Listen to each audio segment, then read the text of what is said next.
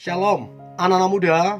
Di waktu yang baik ini saya coba ngebahas sesuatu yang sangat menarik, yaitu ketika kamu jatuh cinta kepada dua orang sekaligus bersamaan, dan kedua orang tersebut ternyata juga menyukaimu.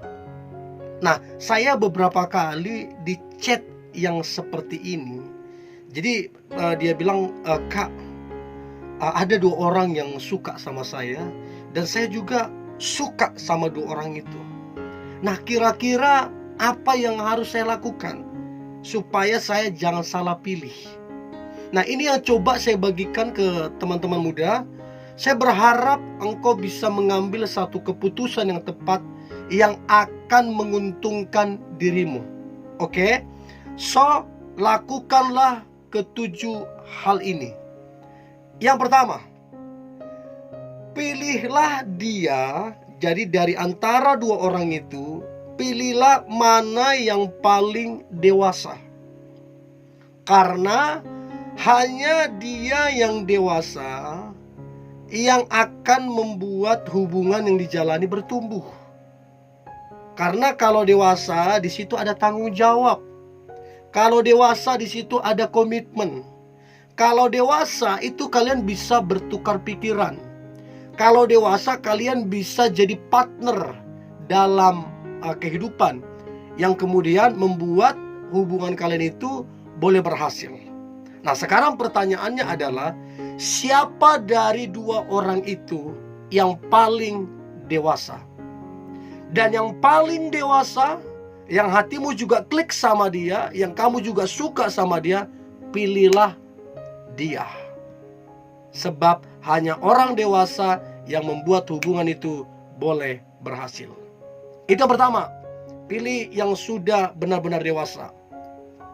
Yang kedua adalah pilihlah dia yang lebih besar cinta dan pengorbanannya sama kamu.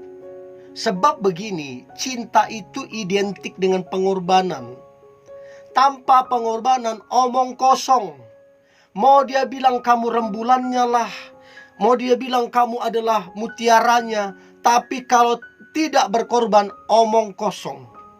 Jadi cobalah cek dari kedua orang itu, siapa yang lebih besar cintanya, siapa yang lebih besar pengorbanannya. Dan lihat juga siapa di antara mereka yang suka hitung-hitungan. Aku kan sudah lakukan ini, aku kan sudah berbuat begini. Ingat, cinta itu pengorbanan. Ya, karena dia yang mau berkorban untukmu, apalagi tidak hitung-hitungan sama kamu, dia adalah cinta yang sejati. So, pilihlah dari antara dua orang itu mana yang lebih besar cintanya dan mana yang lebih besar pengorbanannya. Itu dia yang kedua. Nah, kemudian yang ketiga adalah, dari dua orang itu, siapa yang memotivasi kamu untuk lebih baik? Sebab ada orang berpacaran, hanya pacaran-pacaran gitu aja. Hanya bilang, I love you, I miss you. Hanya gitu-gitu doang. Enggak ada pertumbuhan di dalam hubungan itu. Hanya gitu-gitu aja, muter-muter. Ya, hanya gitu-gitu aja. Tidak ada pertumbuhan yang signifikan. Nah, ada hubungan yang memacu. Bertumbuh si wanitanya, bertumbuh si laki-lakinya. Hubungan itu jadi progres, bertumbuh. Hubungan itu jadi berhasil. Nah, coba cek dari kedua orang itu, mana yang memotivasi kamu untuk jadi lebih baik.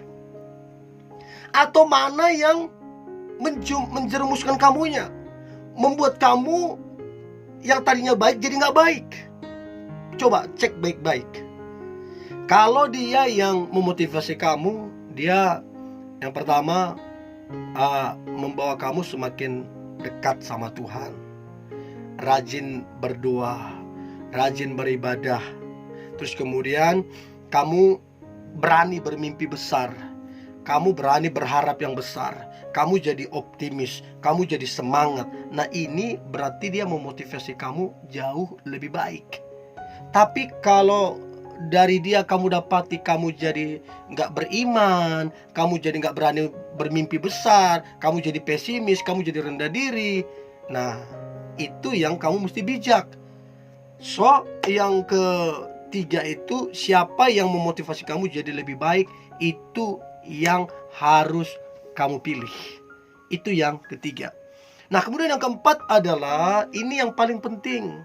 Dari antara dua orang itu, yang seiman dengan kamu siapa? Itu penting banget.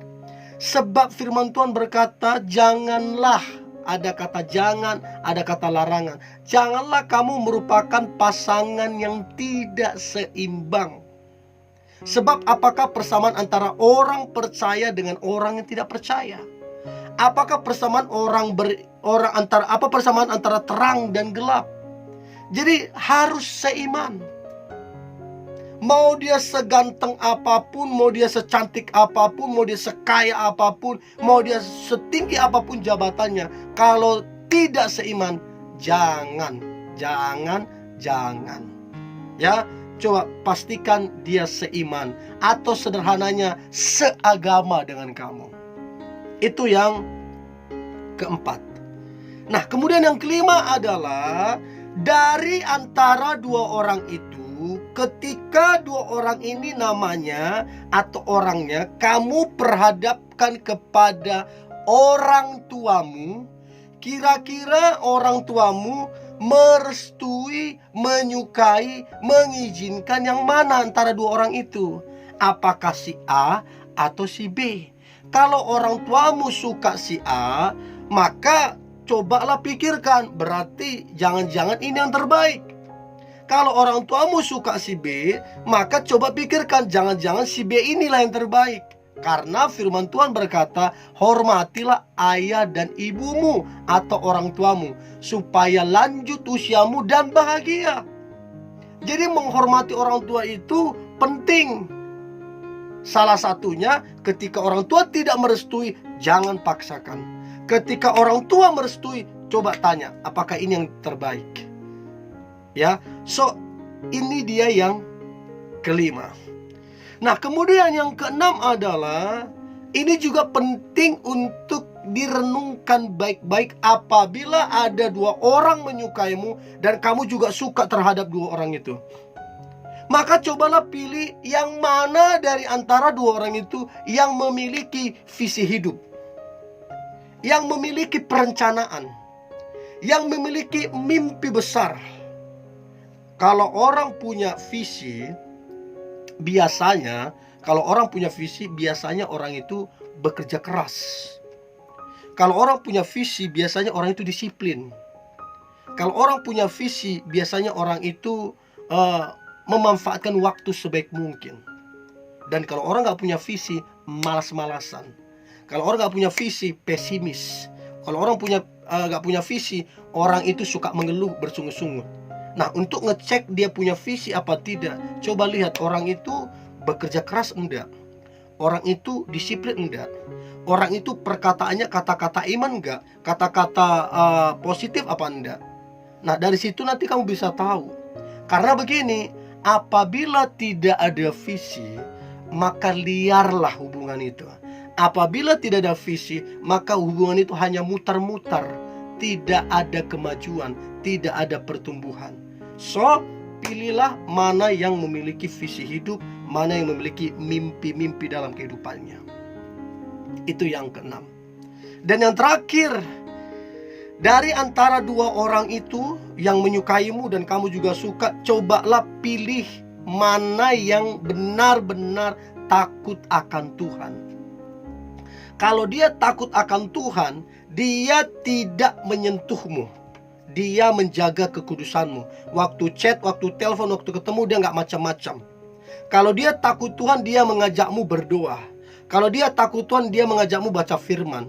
Kalau dia takut Tuhan, dia mengajakmu beribadah. Dia mengajakmu bersedekah ataupun melayani. Kalau dia takut akan Tuhan.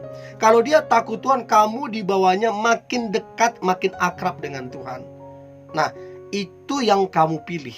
Dan saya berharap teman-teman muda, engkau tidak salah pilih. Karena ingat, pernikahan itu sekali seumur hidup. Jadi jangan salah pilih. Oke? Ini yang boleh saya bagikan. Teman-teman muda, tetaplah semangat, tetaplah antusias. Hari ini hari yang luar biasa, hari yang penuh dengan mujizat dan berkat-berkat Tuhan. God bless you.